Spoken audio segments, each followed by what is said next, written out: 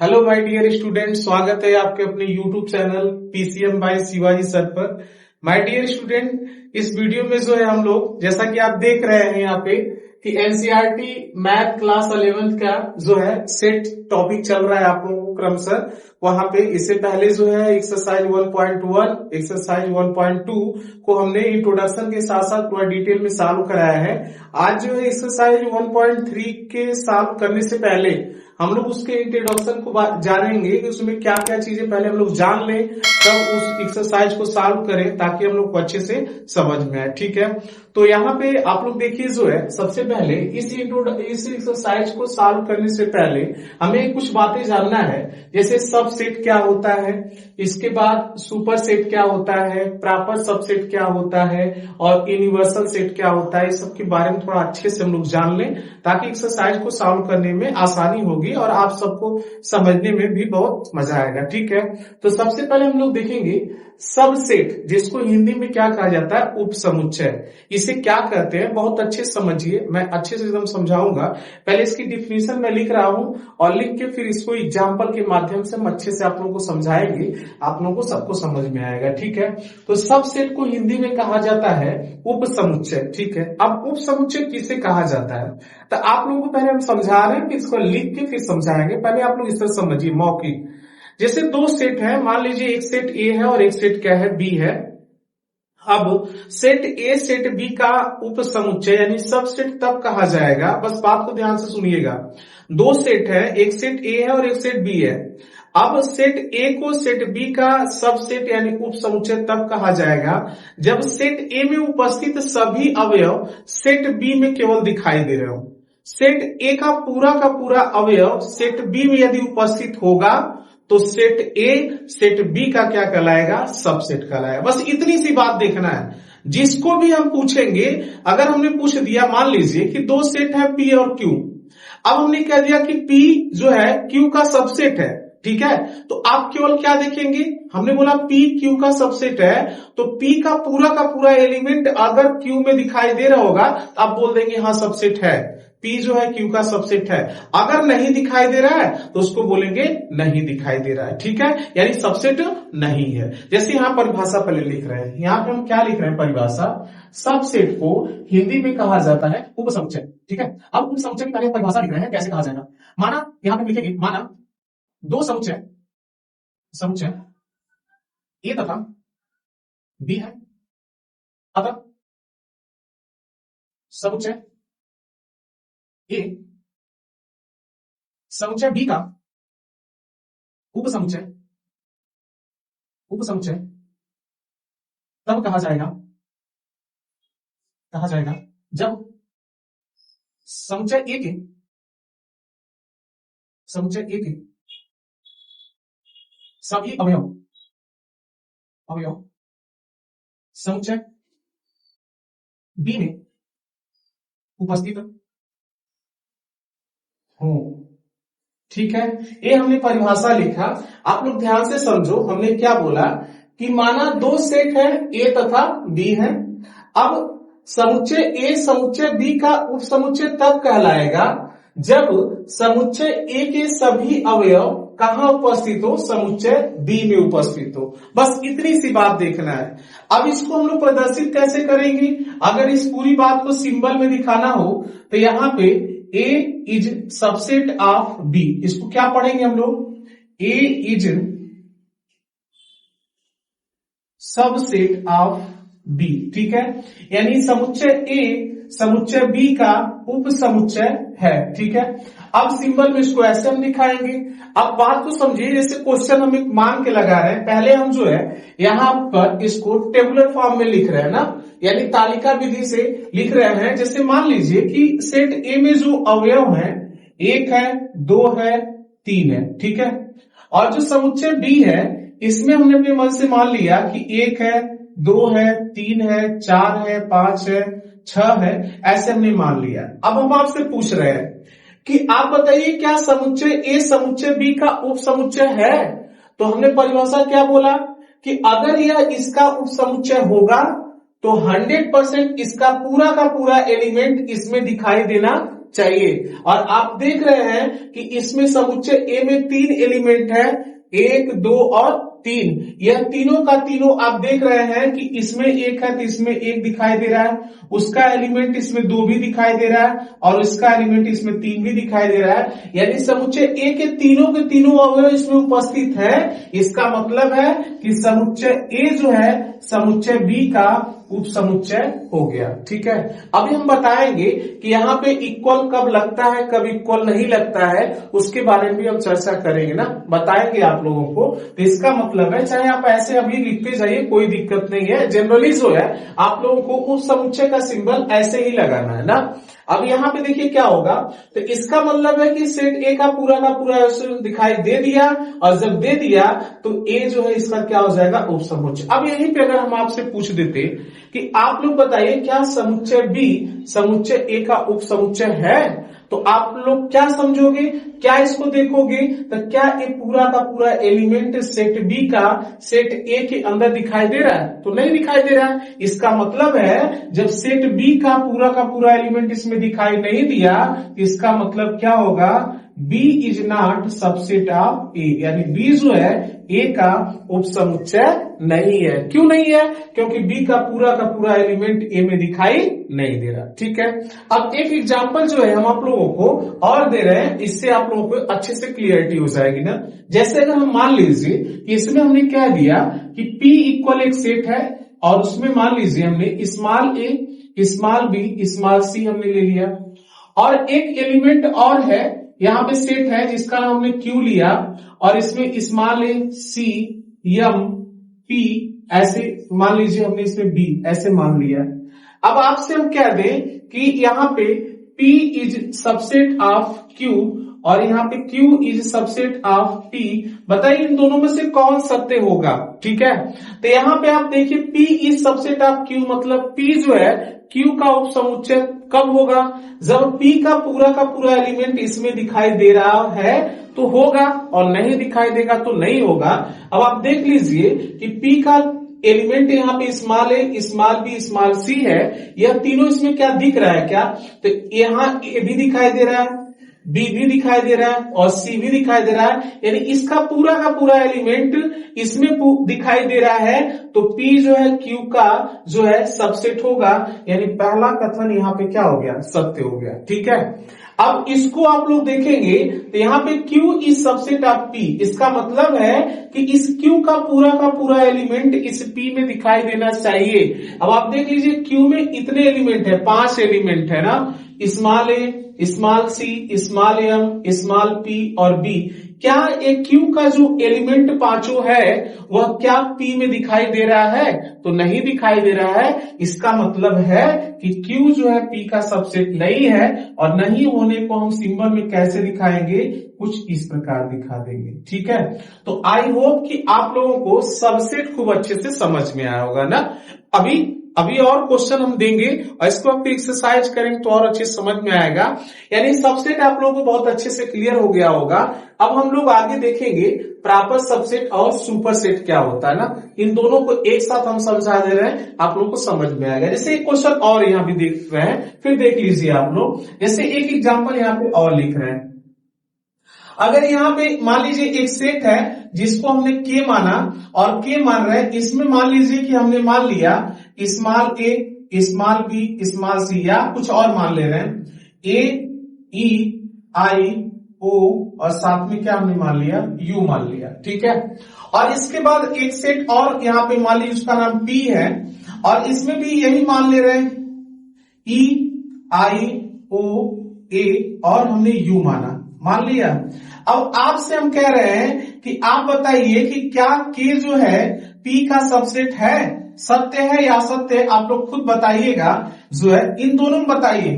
अगर पहला हम पूछ रहे हैं कि Q जो है P का सबसेट है, तो आप लोग क्या बोलेंगे, ध्यान से यहां देख रहे हैं कि यहाँ पे जो K का पूरा एलिमेंट इसमें मिलना चाहिए। तो आप देखिए K में जो यह 5 अल्फाबेट के वावेल हैं, यह क्या इसके अंदर दिखाई दे रहे हैं यहाँ पे। तो अगर हम लोग देखेंगे यहाँ पे, तो देखिए ये पूरा का पूरा यहाँ पे जो है इसमें दिखाई दे रहा है, तो इसका मतलब है कि ये क्या हो जाएगा, सत्य हो जाएगा।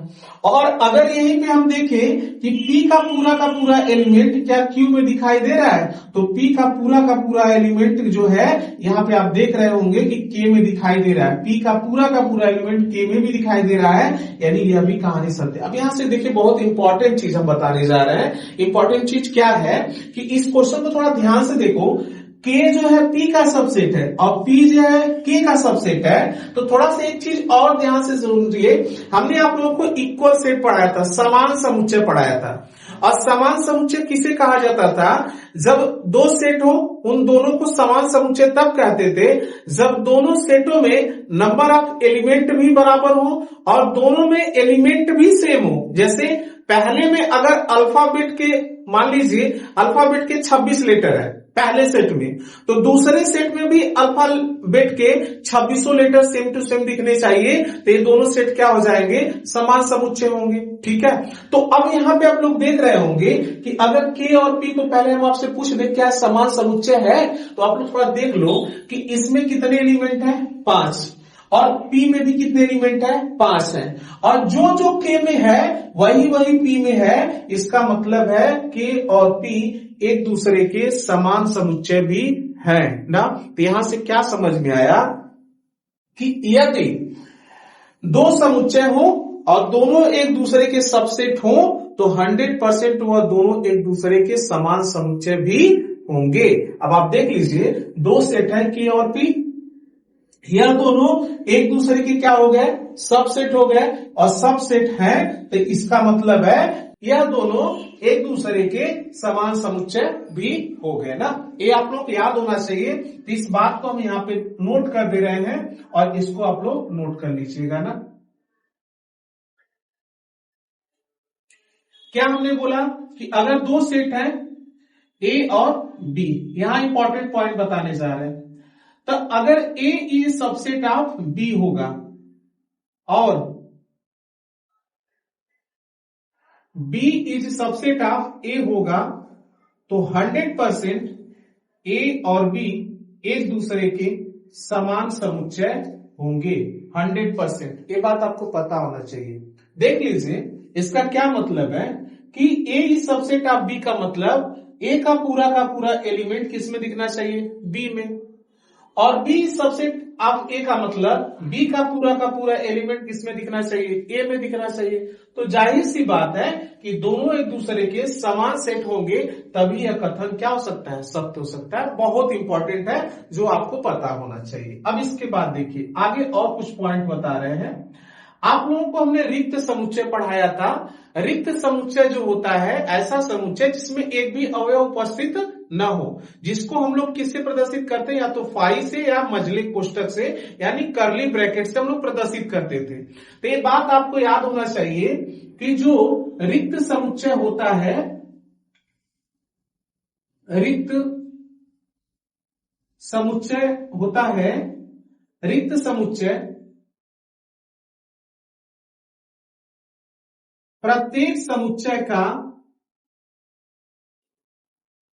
समुच्चय का क्या होता है, उप समुच्चय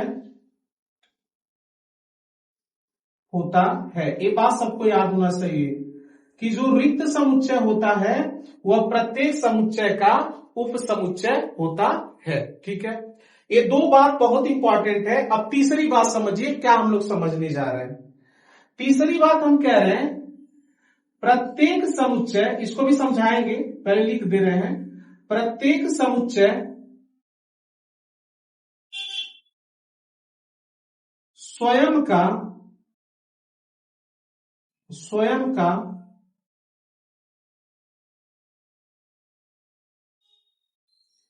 उप समुच्चय होता है। ठीक है, इसका क्या मतलब है, जैसे मान लीजिए कि इसको सिंबल में लिख रहे हैं। जैसे एक सेट है जिसका नाम ए है, इस पूरी बात को हम ऐसे लिख सकते हैं, A is subset of A, मतलब यह खुद का उपसमुच्चय है। कैसे होगा, आप बात को समझो। उपसमुच्चय की परिभाषा अगर इस तरह हमने लिखा तो इसका मतलब इसका पूरा का पूरा एलिमेंट इसमें दिखाई देना चाहिए, और जाहिर सी बात है दिखाई देगा। आप बताइए कि अगर सेट ए में हम मान लें कि 1, 2 और 3 एलिमेंट है, तो आप बताइए कि यह जो है इसी का सबसेट होगा कि नहीं होगा। अगर यहाँ पे ए है तो इसका मतलब इसमें भी कौन एलिमेंट होगा, 1 होगा, 2 होगा, 3 होगा। इसमें भी तो वही होगा, इसमें क्या होगा, 1 होगा, 2 होगा, 3 होगा, और इसमें भी 1, 2, 3 है। क्या ये पूरा का पूरा इसमें दिखाई नहीं दे रहा है, दिखाई दे रहा है ना। इसीलिए हमने बोला कि प्रत्येक समुच्चय स्वयं का उपसमुच्चय होता है। ये तीन बातें बहुत अच्छे से आपको समझ में आई। अब अगली बात हम क्या बताने जा रहे हैं, मान लीजिए कि कोई सेट दिया होगा। अब कोई सेट दिया होगा, उसमें क्वेश्चन में पूछ देगा कि आप बताइए कि कोई सेट है, इसमें अगर एलिमेंट 5 है तो उसके द्वारा कितने सब सेट बन सकते हैं, कितने उप समुच्चय बन सकते हैं ना। तो इस चीज को आप लोग कैसे बताएंगे, यहां पे हम लिख रहे हैं ना, अगला पहले लिख रहे हैं फिर समझाएंगे। यहां पे क्या लिख रहे हैं, यदि किसी समुच्चय में अवयवों की संख्या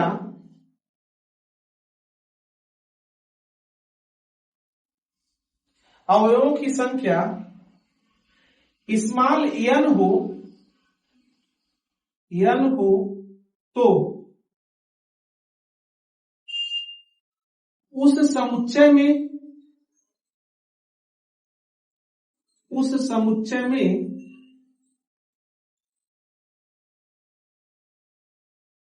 उप समुच्चय की संख्या 2 की पावर n होगी। ठीक है, इसको हम एक क्वेश्चन के माध्यम से समझा रहे हैं। तब तक जो है आप लोग इस पूरी बात को नोट कर लीजिए, फिर एक क्वेश्चन के माध्यम से हम आप लोगों को समझा रहे हैं। ठीक है, तो आप लोग देखिए जो है इस बात को हम क्वेश्चन के माध्यम से समझा रहे हैं। जैसे यहां पे एक क्वेश्चन दे रहे हैं कि एक सेट है जिसका नाम ए है, जिसमें मान लीजिए कि यहां पे हमने 3 एलिमेंट ले लिया। उस एलिमेंट का क्या क्या है, 1 है, 2 है, 3 है।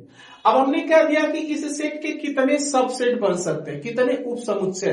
तो हमने यहाँ पे क्या बोला कि यदि किसी समुच्चय में अवयवों की संख्या n होगी तो यहाँ पे उसमें उप समुच्चयों की संख्या कितना होगी, 2 की पावर n। यानी अगर इसका हमको डायरेक्ट आंसर बताना है तो इसमें उप समुच्चय की जो संख्या होगी वह कितना हो जाएगी, 2 की पावर n। n का मतलब नंबर ऑफ एलिमेंट, कितने एलिमेंट है, 1 है, 2 है, 3 है। तो 2 की पावर 3 बराबर कितना आ जाएगा, 8 आ जाएगा। 8 आ गया ना। तो इसका मतलब हम आंसर बता देंगे कि उप समुच्चयों की संख्या 2 मतलब 8 होगी। लेकिन कैसे होगी उस चीज को भी देखिए कैसे। अब यहाँ पे कैसे उप समुच्चय 8 हो सकते हैं, यहां काउंट करिए। एक तो समुच्चय 1 हो सकता है, एक क्या हो सकता है, 2 हो सकता है, एक क्या हो सकता है, 3 हो सकता है। एक यहां पे फिर क्या करेंगे, 1, 2 को एक साथ ले लीजिए। फिर एक साथ जो है किसको ले सकते हैं हम लोग, 1 और 3 को एक साथ ले सकते हैं। इसके बाद जो है तीनों को एक साथ लिया जा सकता है, 1, 2, अभी जो है 3, और इसके साथ हम लोग 2 और 3 को भी साथ में ले सकते हैं। और आपको हमने बताया कि रिक्त समुच्चय सबका उप समुच्चय होता है जो है, तो इसका मतलब रिक्त समुच्चय को हम ऐसे फाई से दिखा देंगे। अब आप लोग काउंट कर सकते हैं कि जो है यहाँ पे क्या ये है कि नहीं है। तो आप ध्यान देखिए 8 हो गए कि नहीं हो गए, तो 1, 2, 3, 4, 5, 6, 7 और 8। ठीक है, तो ये बात आप लोगों को पता होना चाहिए। अब देखिए इसमें लागू करके देख लीजिए क्या सही हो रहा है कि नहीं हो रहा है।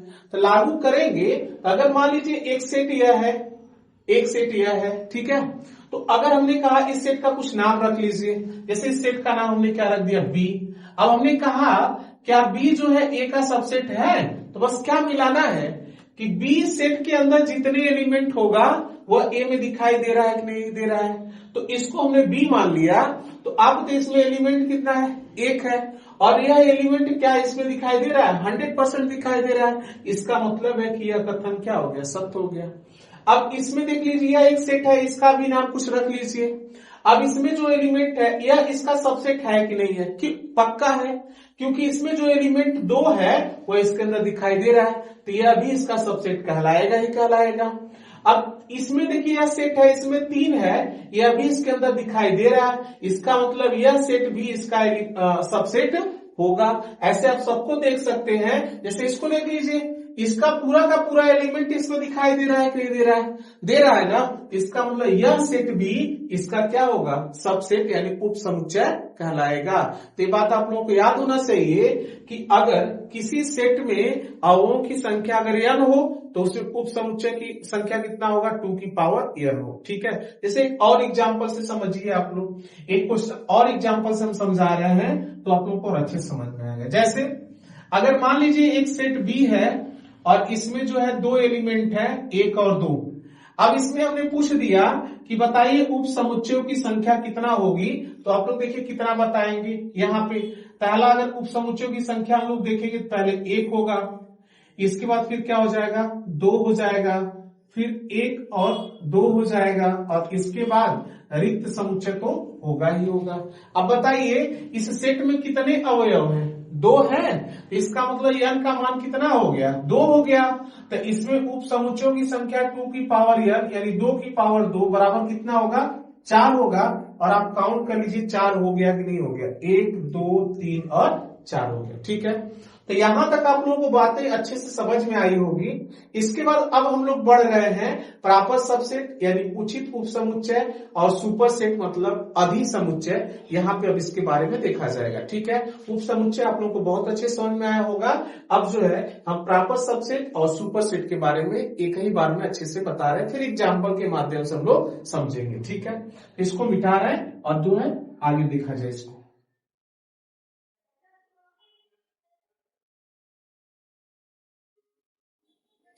अब देखिए प्रॉपर सबसेट को हम लोग कहते हैं उचित उप समुच्चय, और सुपर सेट को हिंदी में कहा जाता है अधि समुच्चय। अब एक कब किसे कहा जाएगा, ध्यान से सुनना, पहले हम परिभाषा लिख रहे हैं फिर उसको अच्छे से एग्जाम्पल के माध्यम से समझा रहे हैं ना, ध्यान से देखना। माना 2 समुच्चय ए तथा बी है, ए तथा बी है। अब यहां लिखेंगे समुच्चय ए समुच्चय बी का उचित उप समुच्चय, उचित उप समुच्चय एवं बी ए का अधि समुच्चय तब कहा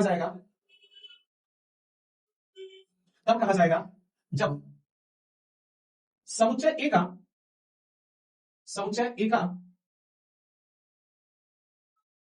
पूरा का पूरा अवयव समुच्चय बी में उपस्थित हो। अब एक चीज बताइए, क्या इस पूरी बात को हम एक लाइन में सिंबल में मैथमेटिकली क्या यूज कर सकते हैं, देखिए समुच्चय ए का पूरा अवयव किसमें उपस्थित हो, समुच्चय बी में, तो इसका मतलब समुच्चय ए बी का क्या हो, उप समुच्चय होगा ना। तो इस पूरी बात को हम सिंबल में कैसे लिख सकते हैं, A is subset of B लिख सकते हैं। ठीक है, हो एवं समुच्चय बी का पूरा का पूरा अवयव समुच्चय ए में उपस्थित न हो। अब इसको देखिए, समुच्चय बी का पूरा अवयव जब ए में नहीं उपस्थित होगा तो इसका मतलब बी जो है ए का सबसेट नहीं होगा। इस पूरी बात को हम सिंबल में कैसे लिख सकते हैं, अर्थात B is not subset of A. तो इस स्थिति में ए जो है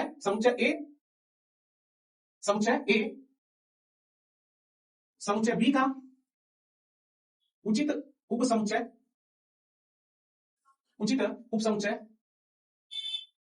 कहलाएगा एवं समुच्चय बी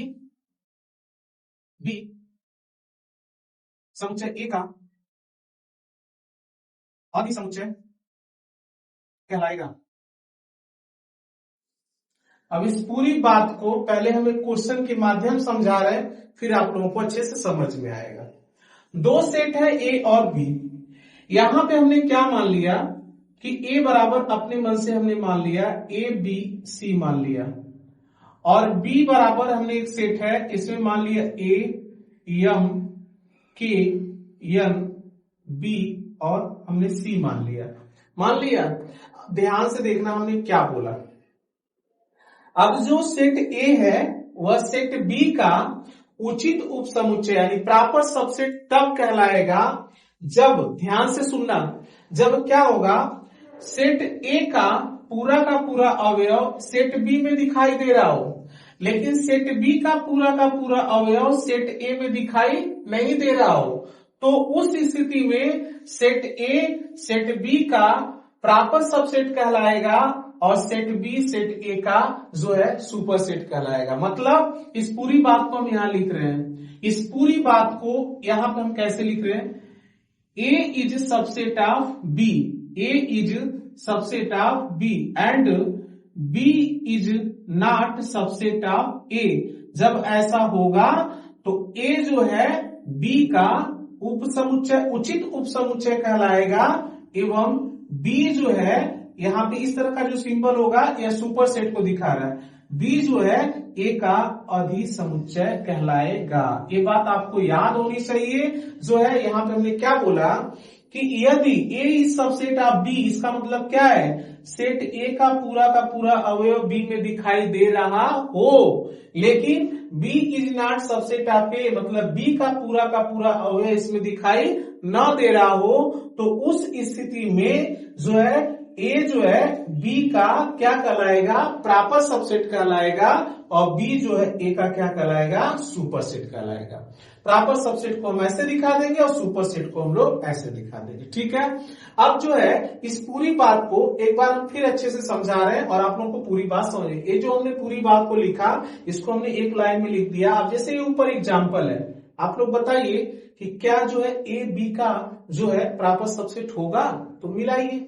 अब प्रॉपर सबसेट के लिए क्या कंडीशन है, अगर हमने बोला ए जो है बी का प्रॉपर सबसेट होगा, इस तरह हम लिख दिए कि ए जो है बी का प्रॉपर सबसेट है, आप लोग क्या मिलाएंगे, सबसे पहले देखेंगे कि ए का पूरा एलिमेंट बी में दिखाई दे रहा है कि नहीं दे रहा है, इसका पूरा एलिमेंट इसमें पहले मिलाइए, दिखाई दे रहा है कि नहीं दे रहा है। जब इसका पूरा एलिमेंट इसमें देखेंगे तो स्मॉल ए स्मॉल बी स्मॉल सी है, स्मॉल ए स्मॉल बी स्मॉल सी, इसका पूरा एलिमेंट इसमें दिखाई दे दिया, बट इसका पूरा एलिमेंट इसमें दिखाई नहीं देना चाहिए। अब इसका पूरा एलिमेंट क्या ए में दिखाई दे रहा है, नहीं दे रहा है, तो यह कहानी हमारी क्या हो जाएगी, सत्य हो जाएगी। और सत्य होने का मतलब ए तब क्या है, इसका प्रॉपर सबसेट है और बी इसका क्या हो गया, सुपर सेट हो गया। ठीक है, समझ में आया।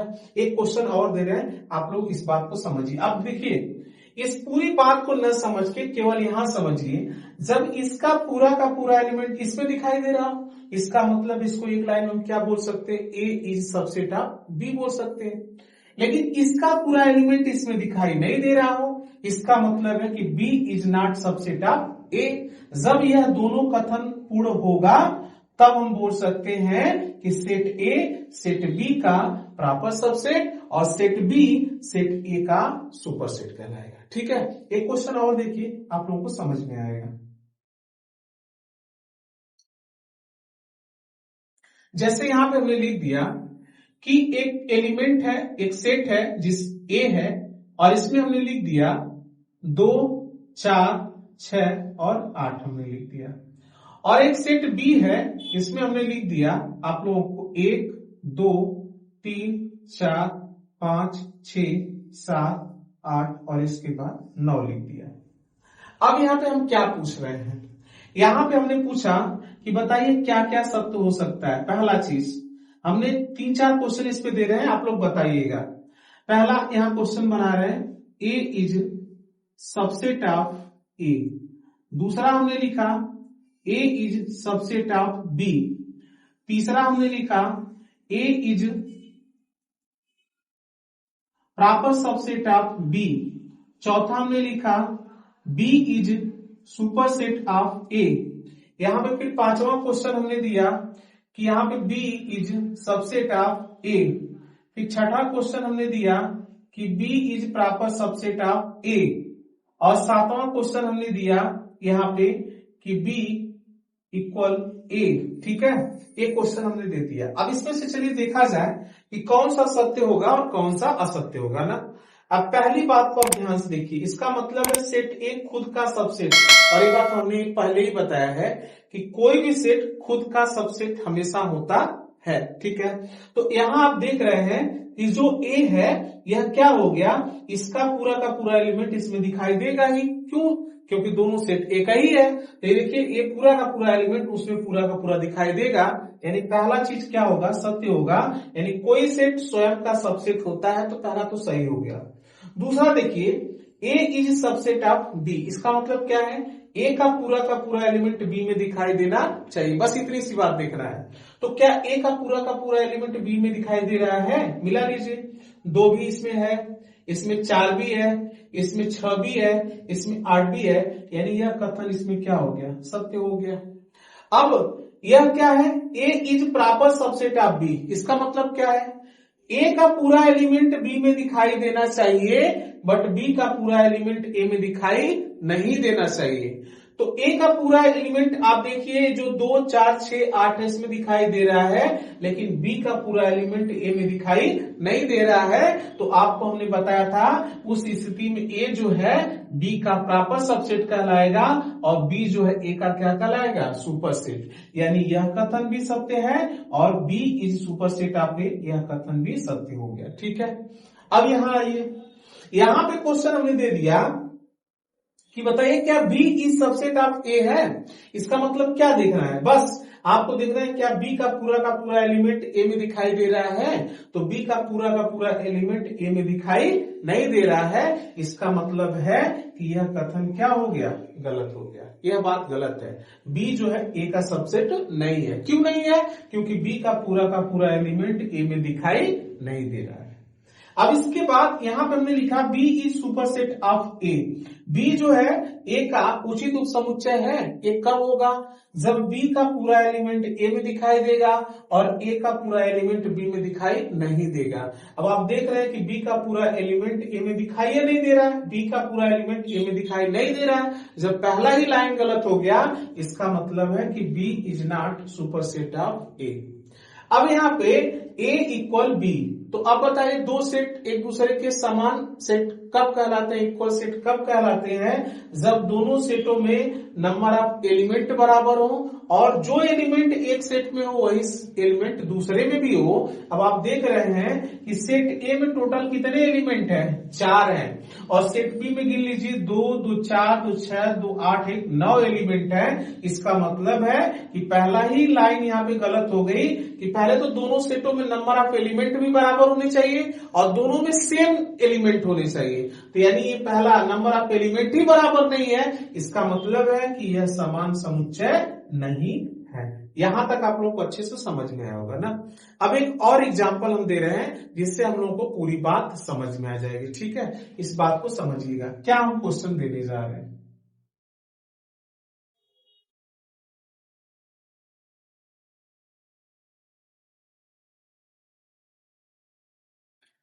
अब हमने क्या बोला, यहां पे हमने बोला कि अगर A is proper subset of B है तो यह कहानी तब सत्य हो सकती है जब ए का पूरा एलिमेंट बी में दिखाई दे रहा हो। इसका मतलब ए इज सबसेट ऑफ बी हो जाए।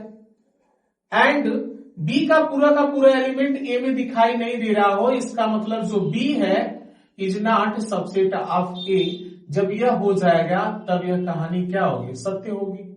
ए इज सबसेट ऑफ बी हो जाएगा और बी इज सुपरसेट ऑफ ए हो जाएगा। इसके लिए कहानी है ना, यहां तक ये चीज आपको पता है।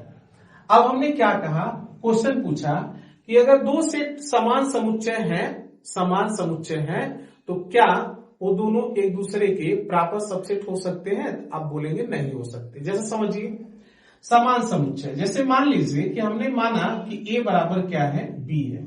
अच्छा, ए बराबर बी का मतलब आप लोग क्या समझे कि सेट ए में जितने एलिमेंट उतना ही एलिमेंट बी में, और जो सेट ए में वही सेट बी में। यहां पे हमने समान समुच्चय मान लिया है, तो अगर ए बराबर हमने माना स्मॉल ए स्मॉल बी स्मॉल सी, तो 100% जो है वही और उतना ही जो है किसके अंदर होना चाहिए, बी के अंदर। अब देखिए 3 एलिमेंट इसमें 3 एलिमेंट इसमें, और जो एलिमेंट सेट ए में वही बी में, इसका मतलब समान समुच्चय हो गया, कंडीशन हमने दिया।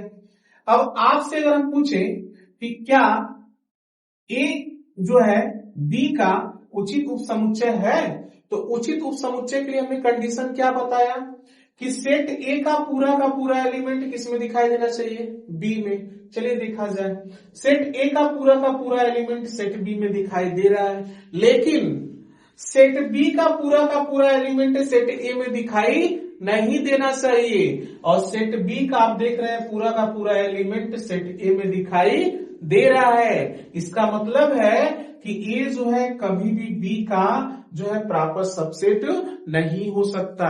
ये बात आपको पता होना चाहिए कि जब दो सेट हैं, अगर दोनों समान सेट है, समान समुच्चय है, तो कभी भी एक दूसरे के प्रॉपर सबसेट और सुपरसेट नहीं बन सकते। हाँ, अगर यहाँ पे हम पूछ देते कि क्या ए जो है बी का सबसेट है, उप समुच्चय है, तो आप बोलते हाँ है, क्योंकि इसमें दोनों कंडीशन दोनों ओर से नहीं देखा जाता, इसमें केवल एक ओर से देखा जाता है।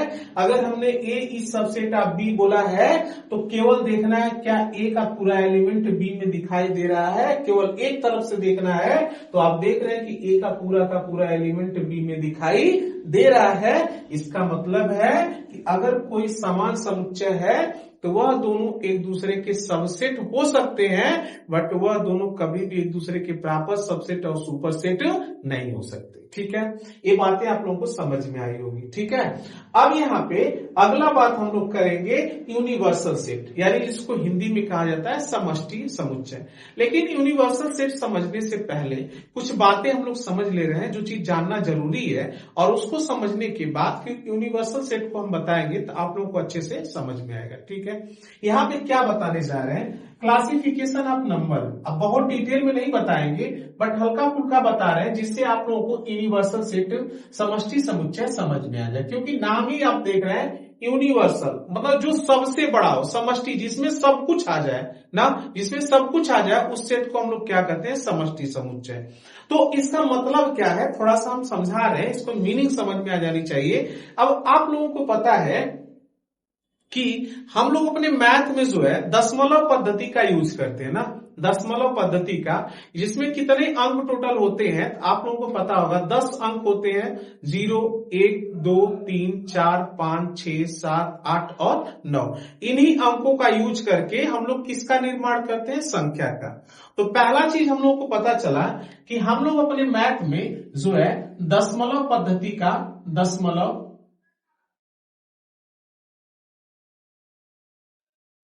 पद्धति का हम लोग क्या करते हैं, यूज करते हैं, प्रयोग करते हैं, जिसमें टोटल कितने अंक यूज किए जाते हैं आपको पता है, 10 अंक यूज किए जाते हैं। और वो अंक कौन कौन से हैं, 0, 1, 2, 3, 4, 5, 6, 7, 8 और 9। आप काउंट कर सकते हैं, 10 हो गए। अब आपको पता है कि इन्हीं अंकों के मिलाने से किसका निर्माण होता है, संख्या का होता है। तो अंकों के मिलाने से किसका निर्माण होता है, संख्या का निर्माण होता है।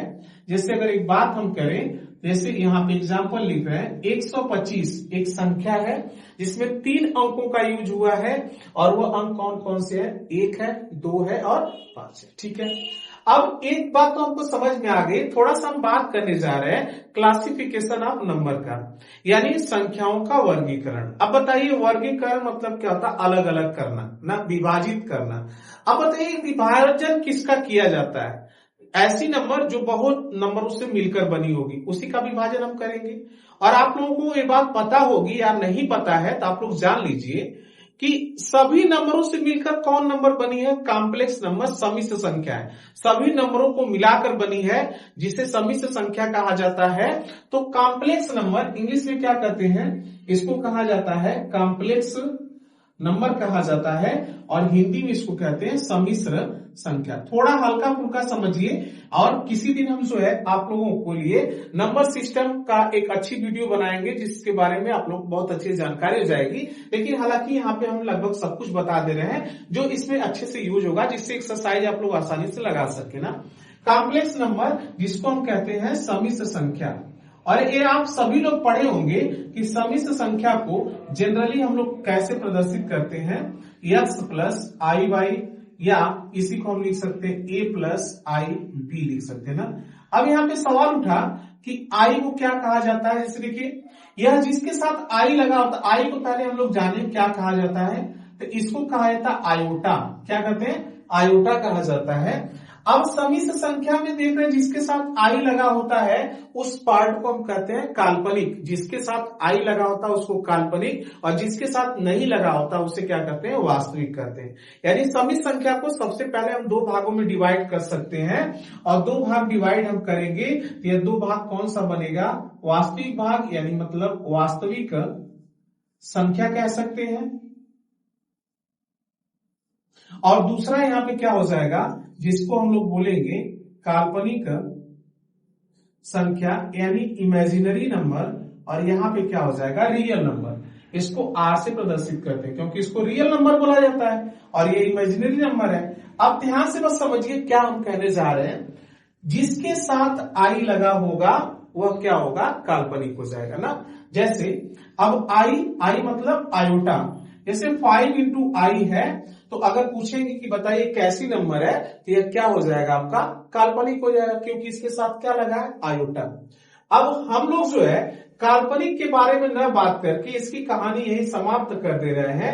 अब हम लोग वास्तविक संख्या की तरफ बढ़ रहे हैं ना। अब वास्तविक संख्या आप लोगों को पता है रियल नंबर। अब रियल नंबर क्या है, सिंपल समझिए, समझने के लिए बस बात को बता रहे हैं कि जिसके साथ आई नहीं लगा होगा वे सभी की सभी संख्याएं क्या होंगी, वास्तविक होंगी। क्या होंगी, वास्तविक होंगी।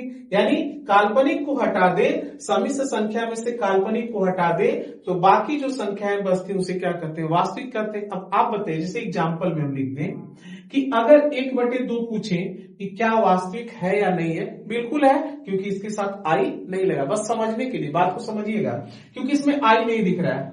अगर हम कह दें √5 है, क्या वास्तविक है कि नहीं है, तो बिल्कुल है, क्योंकि इसके साथ आई नहीं लगा है। आई जिसके साथ लग जाएगा वह संख्या क्या हो जाएगी, काल्पनिक हो जाएगी। ठीक है, और यहाँ थोड़ा सा आई स्क्वायर बराबर आपको पता होना चाहिए कितना होता है, -1 होता है। अब काल्पनिक के बारे में हम लोग को बात ही नहीं करना है, हम लोग को इधर बात करना है रियल नंबर यानी वास्तविक संख्या को। अब जैसे यहाँ पे अगर हम कह दें कि क्या 1.5 कैसी संख्या है, क्या वास्तविक संख्या है कि नहीं है, तो आप लोग बोलेंगे सर है, क्योंकि इसके साथ आई नहीं लगा। ठीक है, यानी अब ऐसे ही बात करेंगे हम 7 क्या वास्तविक संख्या है, तो बिल्कुल वास्तविक संख्या है, क्योंकि इसके साथ आई नहीं लगा है। ऐसे ही कह दे कि -25 क्या वास्तविक संख्या है, तो -25 भी वास्तविक संख्या है, क्योंकि इसके साथ आई नहीं लगा। ठीक है, यानी आप लोग समझ गए कि नाम से देखिए रियल नंबर, यानी जो रियल में हो, जिसको हम रियल में, अब देखिए कोई चीज रियल में होगा उसी को तो हम लोग नंबर लाइन पे प्रदर्शित कर सकते हैं, और जो रियल में है ही नहीं, जिसका इमेजिनेशन किया जा रहा है, जो इमेजिनरी है, क्या उसको संख्या रेखा पर प्रदर्शित किया जा सकता है। इसीलिए परिभाषा दिया गया कि वे सभी संख्याएं जिनको संख्या रेखा पर प्रदर्शित -∞ से प्लस इनफाइनाइट तक वे सभी संख्याएं जिनको हम संख्या रेखा पर प्रदर्शित कर सकते हैं वे क्या कहलाती हैं, वास्तविक संख्याएं कहलाती हैं। यानी आप यहां देख रहे हैं ये सब की सब संख्याएं क्या है, वास्तविक है। क्यों, बस याद रखिए जिसके साथ आई नहीं लगा वो सब की सब संख्याएं वास्तविक होंगी। जैसे अगर हम कहते हैं पाई, पाई कैसी संख्या है, यह भी वास्तविक संख्या है क्योंकि पाई का जो लगभग वैल्यू होता है वह 22/7 माना गया है, यानी 3.14 समथिंग माना गया है। ठीक है, तो ये सब की सब संख्याएं क्या है, वास्तविक है। अब यहाँ पे देखिए वास्तविक संख्या को हम लोग दो तरह से विभाजित कर सकते हैं। एक तो विभाजन हम लोग अच्छे से इसको कर सकते हैं परमेय और अपरमेय में, और एक हम लोग कर सकते हैं दशमलव संख्या और पूर्णांक संख्या को अलग कर सकते हैं ना। तो थोड़ा सा उसके बारे में देखिए ये क्यों ऐसा बता रहे हैं, क्योंकि इस चैप्टर में जो है अगर संख्याओं का मुझे जहां तक पता है या सबको ये चीज पता है अच्छे से कि जब तक संख्याओं का ज्ञान नहीं होगा तब तक जो है मैथ पढ़ने में बहुत मजा नहीं है, क्योंकि संख्या ही तो पढ़ा जाता है मैथ में, और संख्या का ज्ञान ही नहीं होगा तो फिर मैथ में हम लोग कुछ पढ़ेंगे कुछ समझ में आने ही वाला नहीं ना। यानी अगर हम बात करें जो है यहाँ पे वास्तविक संख्या को तो दो तरीके से हम लोग डिवाइड कर सकते हैं। पहले हम परमेय और अपरमेय में डिवाइड कर दे रहे हैं और फिर एक बार इसको हम क्या करेंगे दशमलव और पूर्णांक के रूप में विभाजित करके देख लेंगे। तो पहले इसको देखिए, इतनी बात आप लोग को अच्छे से समझ में आई होगी। अब देखिए आगे हम किसको विभाजित करने जा रहे हैं, वास्तविक संख्या को।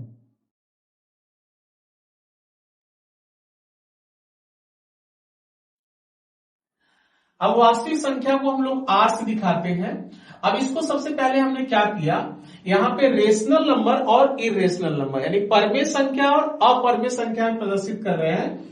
यहाँ पे हमने क्या बोला, परमेय संख्या जिसको हम लोग कैपिटल क्यू से प्रदर्शित करते हैं, और एक क्या होगा अपरमेय संख्या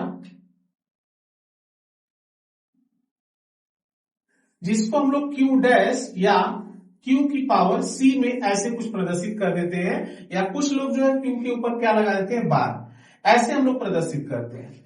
अब परमेय संख्या आप लोगों को पता होगा किसे कहा जाता है, तो वे वास्तविक संख्याएं जिन्हें P/Q के रूप में लिखा जा सकता है, जहां Q is not equal to 0 हो उसे हम क्या कहते हैं, परमेय संख्या कहते हैं। बात को ध्यान से सुनिएगा, हमने बोला कि वे संख्याएं जिन्हें P/Q के रूप में लिखा जा सकता है लेकिन Q का मान 0 न हो, बट P का मान 0 हो सकता है। P का मान 0 रखो कोई दिक्कत नहीं है, लेकिन Q का मान 0 नहीं होना चाहिए।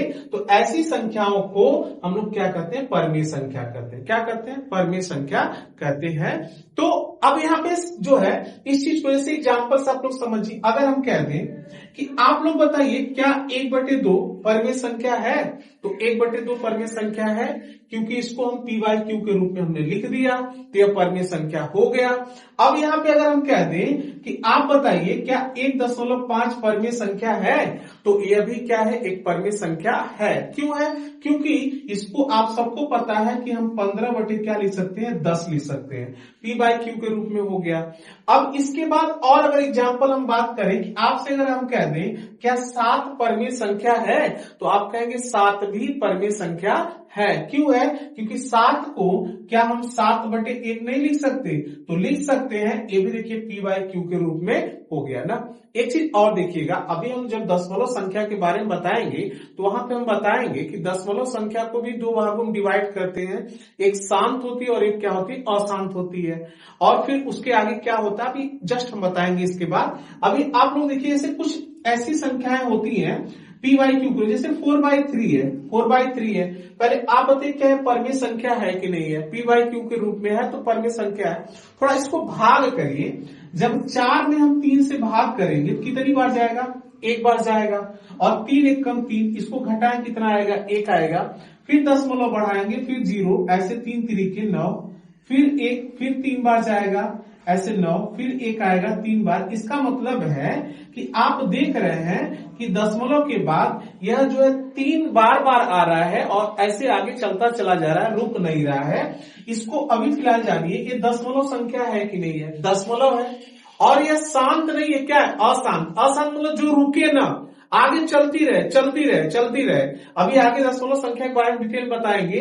तो जब भी ऐसी कोई संख्या दिखेगी, ऐसी दशमलव संख्या दिखेगी जो दशमलव के बाद जिसके अंक बार बार वही रिपीट कर रहे हो, बार बार दिखाई दे रहे हो, तो उस प्रकार की दशमलव संख्याएं भी क्या कहलाती हैं? परमेय संख्या कहलाती हैं। जैसे अगर हम यहीं पे लिख दें 1.2525 ऐसे डॉट डॉट इनफाइनाइट, यानी दशमलव के बाद 2525 बार बार आ रहा है, या इस चीज को हम ऐसे भी दिखा सकते हैं 1.25, इसके ऊपर क्या लगा देंगे?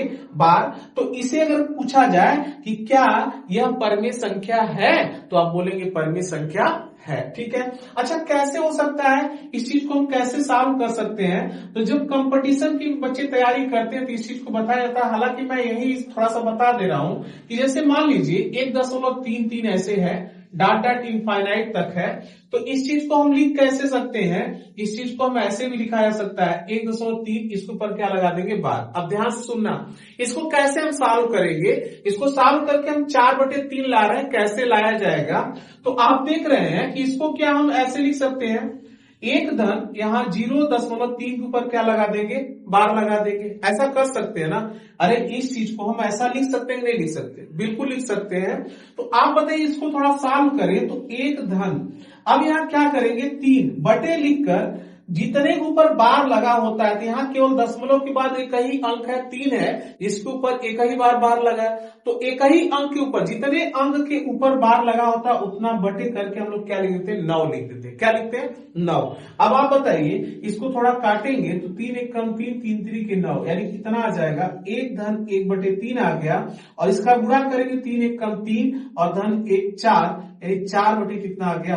3 आ गया। तो आप देख रहे हैं कि जब भी ऐसी दशमलव संख्या जिसके अंक दशमलव के बाद रिपीट करते हैं, तो उस प्रकार की दशमलव संख्या भी किसका एग्जाम्पल होती है? परमेय संख्या की होती है। ठीक है। अभी आगे भी इसके बारे में थोड़ा सा बात करेंगे। तो ये सब किसके एग्जाम्पल हो गए? परमेय संख्या के। ठीक है। और आगे अगर यहाँ पे देखिए अपरमेय संख्या, तो आपको पता है जिसे p/q के रूप में नहीं लिखा जा सकता है, तो p/q के रूप में नहीं लिखा जा सकता है, इसका मतलब यहाँ पे क्या हो जाएगा? आप लोग देखेंगे जैसे √5 ना, ये सब जो है, जैसे पाई एक अपरमेय संख्या है। क्यों है? क्योंकि पाई की लगभग, अगर ये 22/7 होता तो यह परमेय है, लेकिन अगर पाई पूछेंगे तो यह क्या हो जाएगा?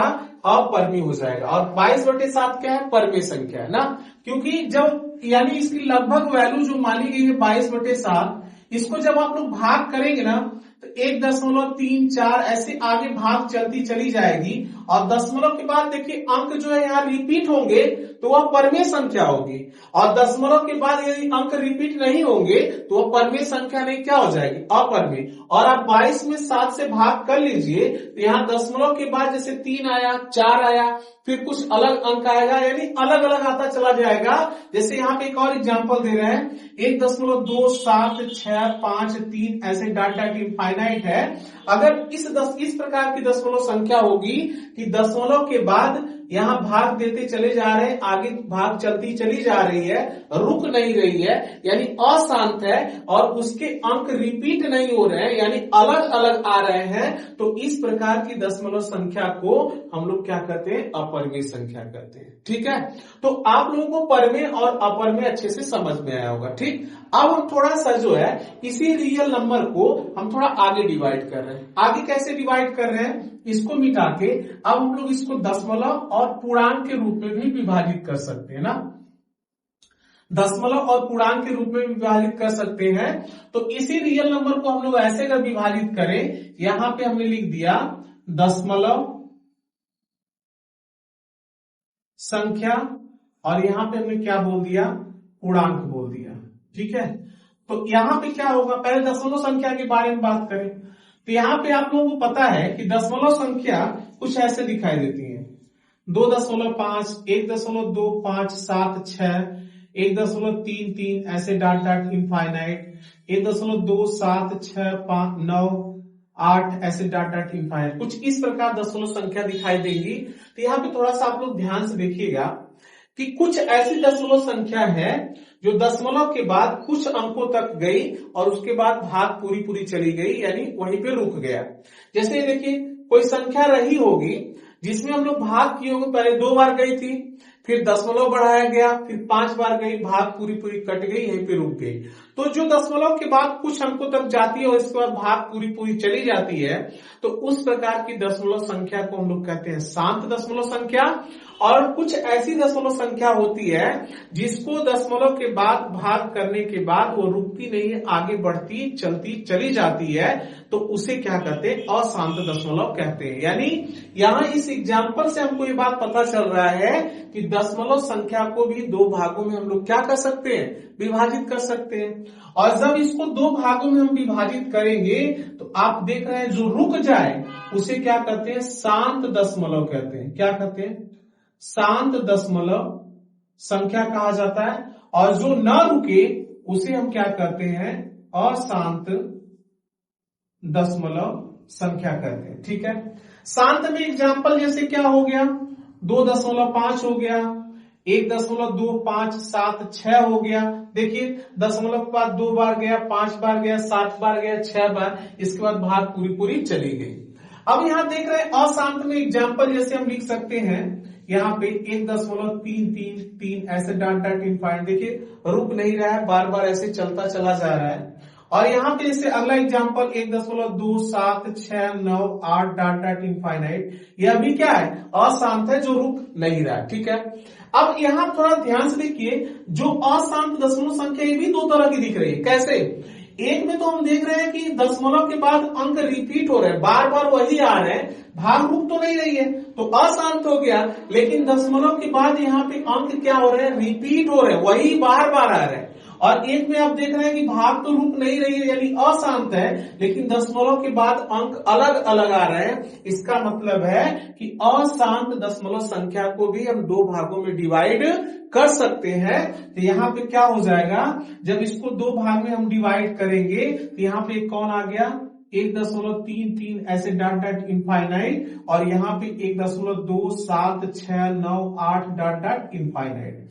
अब देखिए इसको क्या बोलेंगे, अशांत पुनरावृत्ति या आवर्ती, मतलब ऐसी दशमलव संख्या जो अशांत है, रुक नहीं रही, चलती चली जा रही है। और पुनरावृत्ति का मतलब या आवर्ती का मतलब उसके अंक जो है दशमलव के बाद वही बार बार आ रहे हैं। ठीक है, तो इसको हम लोग क्या बोलेंगे, अशांत आवर्ती दशमलव संख्या। और यहां देखिए ये अशांत है, मतलब रुक नहीं रही है, और अशांत अनावर्ती, मतलब इसके अंक जो है बार बार नहीं आ रहे, अलग अलग आ रहे हैं। तो अशांत अनावर्ती या अपुनरावृत्ति दशमलव संख्या। अब आप लोग थोड़ा ध्यान से देखिएगा, यहां पे क्या, अगर जो शांत दशमलव संख्या है, क्वेश्चन पूछ रहे हैं, जो शांत दशमलव संख्या है क्या उसे हम परमेय संख्या बोल सकते हैं? तो आप कहेंगे सर बिल्कुल बोल सकते हैं। परमेय संख्या मतलब जिसको p/q के रूप में लिखा जा सकता है। ठीक है, तो आप देखिए 2.5 को हम लिखेंगे तो 25 बटे क्या हो जाएगा, 10। ऐसे ही अगर इसको हम लिखे 1, 2, 5, 7, 6 बटे 1 लिखकर दशमलव जितने अंकों पे लगा होता है उतना 0 लिख देते हैं। तो 4 अंकों पे लगा है तो 4 0 नीचे बढ़ा देंगे। अब आप देख रहे हैं कि यह भी p/q के रूप में हो गया। इसका मतलब हमको अच्छे से बात क्लियर हो गई कि जितनी भी शांत दशमलव संख्या होती है वह हमेशा क्या होगी, परमेय संख्या होगी। और आप देखिए यहाँ पे, लेकिन जो अशांत दशमलव संख्या होती है उसको भी 2 कैटेगरी में हम लोग डिवाइड करते हैं, एक अशांत आवर्ती दशमलव संख्या और एक अशांत अनावर्ती दशमलव संख्या। तो जो अशांत आवर्ती दशमलव संख्या होती है ना, उसे भी हम क्या करते हैं, परमेय संख्या। यानी यहां से हमको समझ में आ गया कि शांत दशमलव संख्या के साथ साथ अशांत आवर्ती दशमलव संख्या हमेशा क्या होती है, परमेय संख्या होती है। और यह जो बच जाएगा अशांत अनावर्ती दशमलव संख्या, यह क्या होती है, अपरमेय संख्या होती है। ठीक है, अपरमेय संख्या होती है। अब यहां से क्वेश्चन पूछे, क्या सभी दशमलव संख्या परमेय संख्या होती है? तो आप बोलेंगे नहीं होती है। अच्छा, कौन सा नहीं होती है? तो वे अशांत दशमलव संख्या जो अनावर्ती होती है, मतलब दशमलव के बाद रुकती नहीं है और उनके अंक अलग अलग आते हैं, ये अपरमेय। बाकी सभी के सभी शांत दशमलव संख्या और अशांत आवर्ती दशमलव संख्या क्या होती है? परमेय संख्या होती है। इसका मतलब कि कुछ दशमलव संख्या परमेय होती है और कुछ क्या होती है? अपरमेय होती है। ठीक है, अच्छे समझ में आया।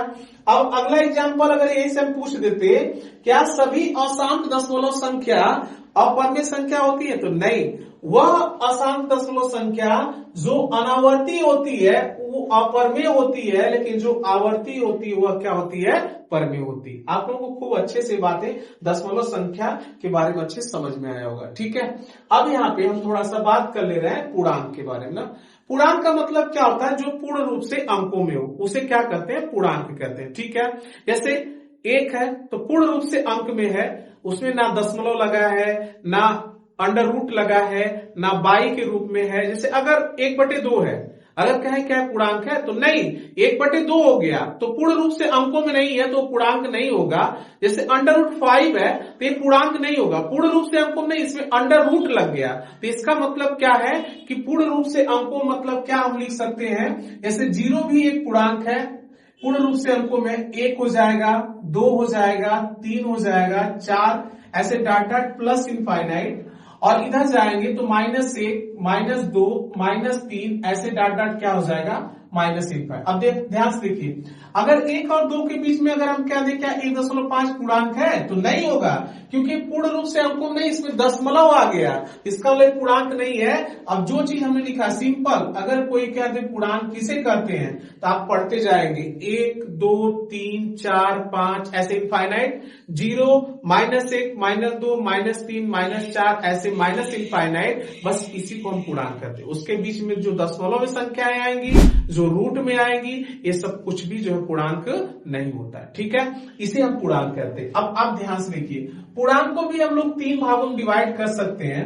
आप देख रहे हैं कि इधर जो है निगेटिव है, पूर्णांक को इंग्लिश में इंटीजर कहा जाता है, यानी इसको आई से या किसे प्रदर्शित करते हैं? जेड से प्रदर्शित किया जाता है। ठीक है, अब यहां देख रहे हैं कि ये माइनस वाला है, इसको मिटा दे रहे हैं थोड़ा सा।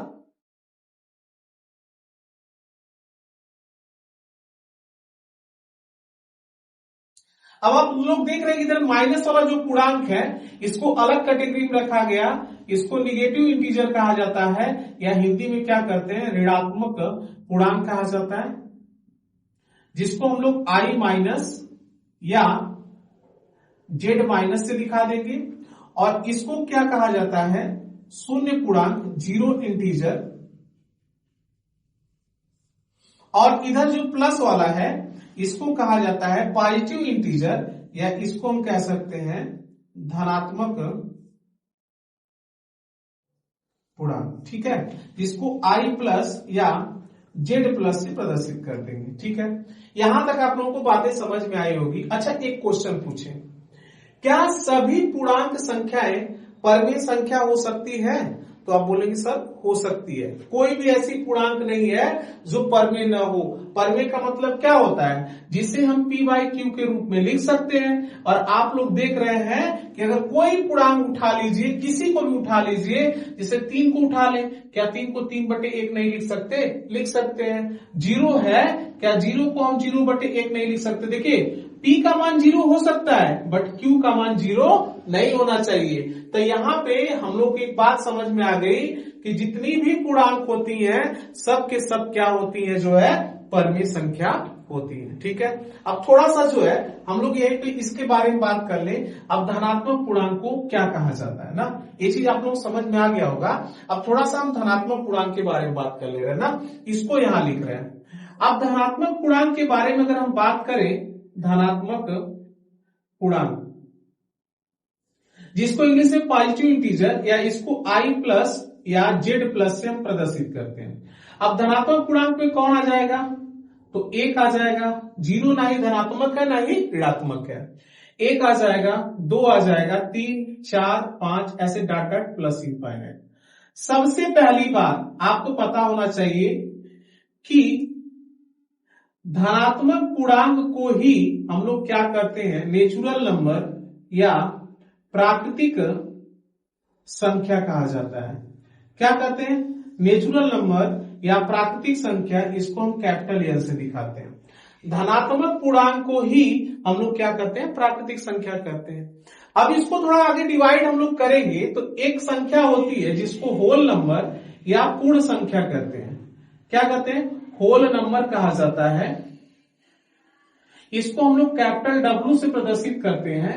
और होल नंबर कब प्राप्त होती है, जब 0 प्लस साथ में क्या कर दें, नेचुरल नंबर को जोड़ दें, प्राकृतिक संख्या। तो जब प्राकृतिक संख्या के साथ 0 को भी इंक्लूड कर लेते हैं तो इस संपूर्ण संख्या को हम लोग क्या कहते हैं, होल नंबर यानी पूर्ण संख्या, जिसको हम W से दिखाते हैं। इसका मतलब है कि इसमें क्या आ जाएगा, 0, 1, 2, 3, 4, 5 ऐसे डॉट डॉट इनफाइनाइट। ये सब के सब संख्याएं क्या हो गई, जो है इसे हम क्या बोलेंगे, पूर्ण संख्या बोलेंगे। ठीक है। अब इसके बाद हम नेचुरल नंबर को भी डिवाइड करेंगे, यानी धनात्मक पूर्णांक को और आगे डिवाइड करेंगे। तो और आगे डिवाइड करेंगे इसे सम संख्या, विषम संख्या, अभाज्य संख्या, भाज्य संख्या, ये सब क्या होती है, थोड़ा सा इसको हम जान लें, क्योंकि देखिए इसको जानना बहुत जरूरी है। सेट अगर चैप्टर आप पढ़ रहे हैं तो इसके बारे में नॉलेज होना जरूरी ही जरूरी है। इसीलिए जो है हम सोचे कि इसी इंट्रोडक्शन वीडियो में इसके बारे में थोड़ा सा हम बता दें, और यूनिवर्सल सेट को एक बार में मैं बता दूंगा, सबसे आसानी सबको समझ में आ जाएगा। इस पूरी बात को जल्दी जल्दी यहाँ पे लिख करना। अब आगे देखिए, जो है हम लोग डिवाइड किसको करने जा रहे हैं, प्राकृतिक संख्या या धनात्मक पूर्णांक को। जब धनात्मक पूर्णांक को हम डिवाइड करेंगे तो यहां पे क्या बन जाएगा, ध्यान से देखिएगा।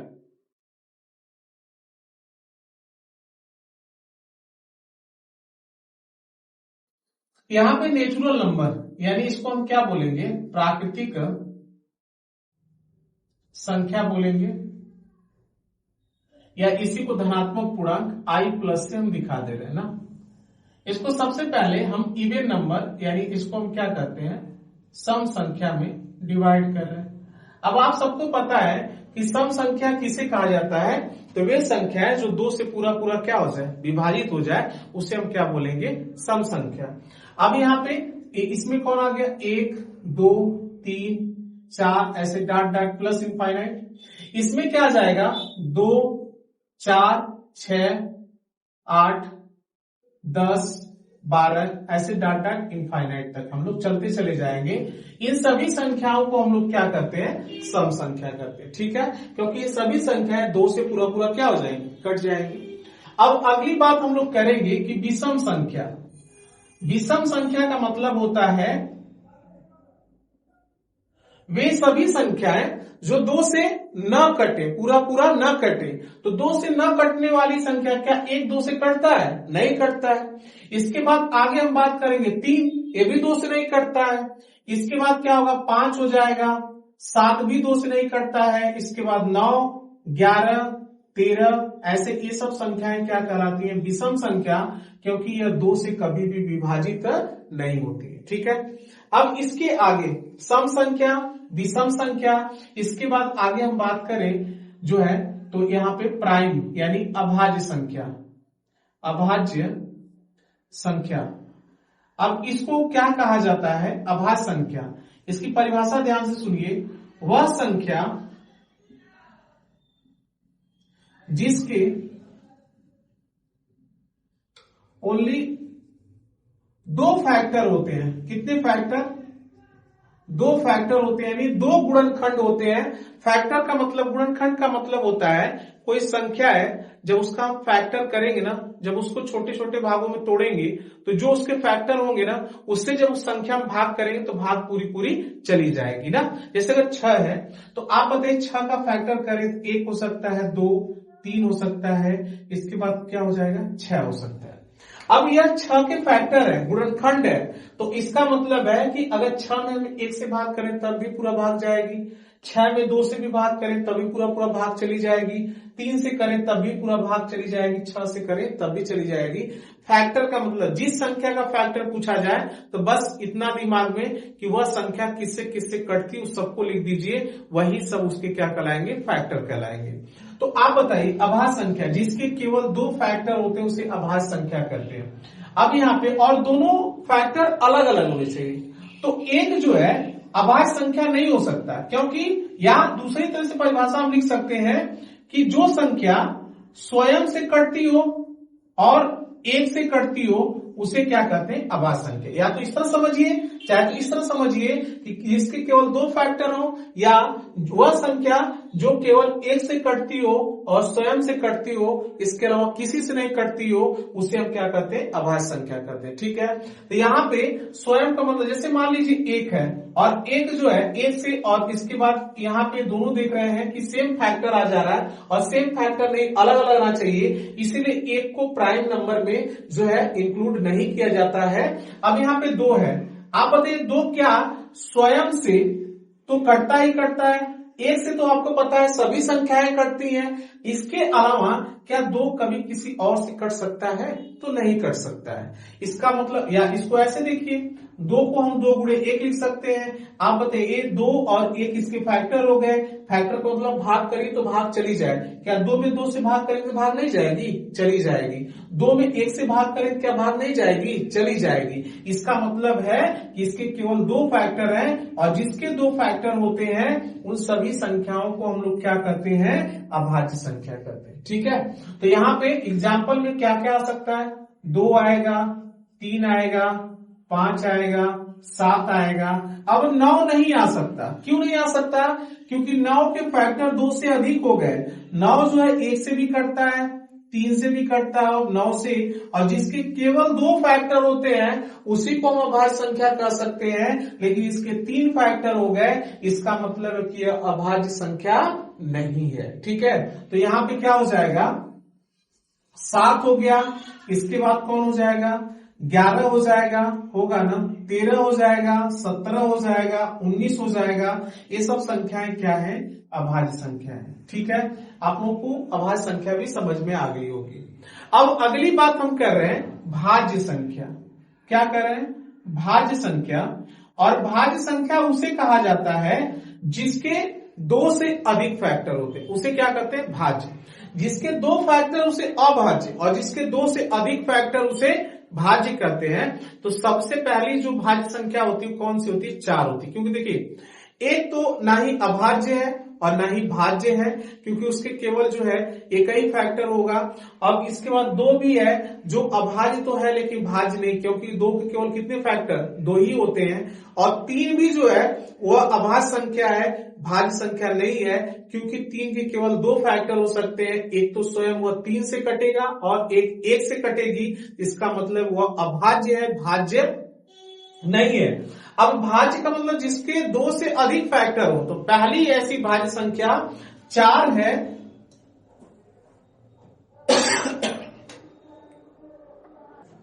तो यहां पे आप लोग देख रहे हैं 4। अब 4 के फैक्टर देखेंगे तो 4 1 से भी कटेगा, 2 से भी कटेगा और 4 से।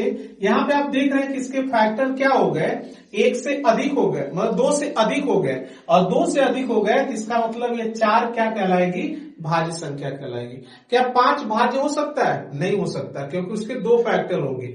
6 भाज्य संख्या हो सकती है कि नहीं हो सकती है? तो बिल्कुल हो सकती है, क्योंकि 6 के जो फैक्टर हम लोग देखेंगे 1 से भी कटेगा, 2 से भी कटेगा, इसके बाद 3 से भी कटेगा और 6 से, और इसके फैक्टर आप देख रहे हैं 2 से अधिक हो गए, इसका मतलब 6 भी एक ऐसी संख्या है भाज्य संख्या। ठीक है, अब एक और जो है, अभी फिलहाल आपके लिए इतना ही बहुत है इस इंट्रोडक्शन वीडियो के जानने के लिए, यानी इस चैप्टर को जानने के लिए इतना आपके लिए बहुत है। अब कहे ना आप लोगों को कि एक स्पेशल नंबर सिस्टम की हम वीडियो बना के पूरा डिटेल में जितनी संख्याएं होती है सबके बारे में डिटेल में जानकारी हम लोग अलग से ले लेंगे। अभी के लिए इस वीडियो में जो है इतना ही, फिर इसके बाद जो है आगे हम आप लोगों को बताएंगे। अब यहाँ संख्या का ज्ञान हो गया, अब हम बात किसका करेंगे? यूनिवर्सल सेट, जिसको क्या कहते हैं? समष्टि समुच्चय। समष्टि का मतलब होगा कि अगर कुछ सेट दिए गए हों, उनमें जो सेट सबसे बड़ा होगा उसी को यूनिवर्सल सेट कह देंगे। ठीक है, उसी को हम क्या कर देंगे? यूनिवर्सल। जैसे अगर हम यहाँ क्वेश्चन पूछें, अब इसी के माध्यम से हम कुछ क्वेश्चन पूछ रहे हैं, आप लोग बताना यूनिवर्सल सेट, सब सेट, प्रॉपर सबसेट, ये सब पूछेंगे अगर, तो क्या सत्य है या असत्य है आप लोग बताएं। यूनिवर्सल मतलब समझिए, जैसे एक यहाँ पे हमने बोल दिया, दो क्वेश्चन दे रहे हैं, यहाँ पे क्वेश्चन हम एक बना रहे हैं, आप लोग बताइए यूनिवर्सल सेट किसे कहा जा सकता है। यहाँ पे हमने क्या दिया, वास्तविक, यहां पहले हम साइड में लिख ले रहे हैं छोटा छोटा, फिर आप लोग देखिएगा। सबसे पहले हम लोग किसको डिवाइड किए थे,